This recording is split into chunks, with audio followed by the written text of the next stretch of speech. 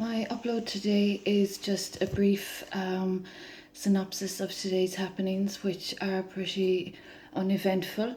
As I've mentioned throughout all my uploads, I am a lone tenant in a circumstance where regulations are being violated, and the issue of individuals discussing matters that they have no foundation or basis to is a matter that I'm confronting in these uploads. So contrary to any information that might be of a false nature or an inaccurate nature or a dishonest nature, the upload today that I'm sharing about is with regard to my living arrangements while experiencing human rights abuses. So, as I've mentioned, I live in social housing since my property of my marriage and ancestry was trespassed upon in 2016.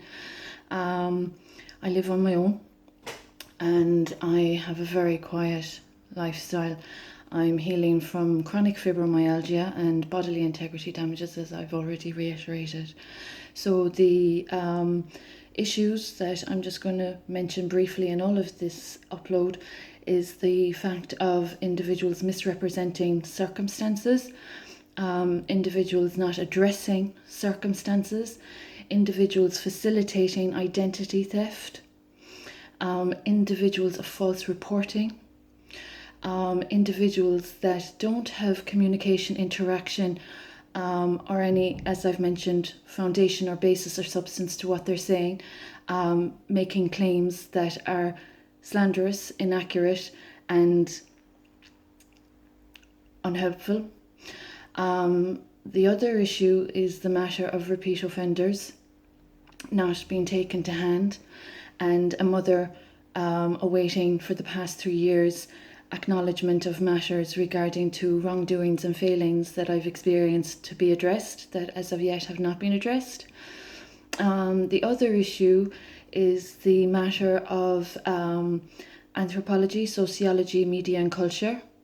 And as a qualified individual in all these areas, and due to my personal experiences, the relevance of these uploads as a report of my personal experiences, contrary to fraudulent commentaries and etc. being provided by fraudulent individuals. The other matter that is of relevance is the issue of treason and my Fernandez history and hereditary that has been assaulted, that is highly dangerous and offensive to society. As I'm of a sacred royal bloodline, it's quite serious that these matters have not been addressed and that individuals would misrepresent themselves as Maria McElligott of the maternal Fernandez bloodline. So the issue of identity theft is another matter I'm confronting, and the issue of individuals of damages to bodily integrity and their utilization of fragments from my bloodline that would hold them in contempt and consider them treasonous and would not consider them acknowledged or respected for their offences against my bloodline. So these are all the matters that are happening. The issue that is quite important is the idea of those misrepresenting and imposing and that have exposed incredulously discussing matters publicly prior to these uploads about my personal experiences and my personal identity.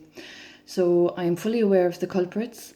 They have been brought to the attention of the relevant bodies, and funnily enough, I haven't received any acknowledgement, so they're being well looked after. I'm here in the meantime wondering where my child is.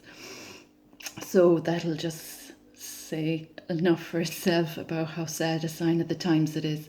So The issue also that I'm going to bring to this upload is the awareness of women and women's rights, and the issue of revenge porn and women's safety from prowlers, predators, parasites.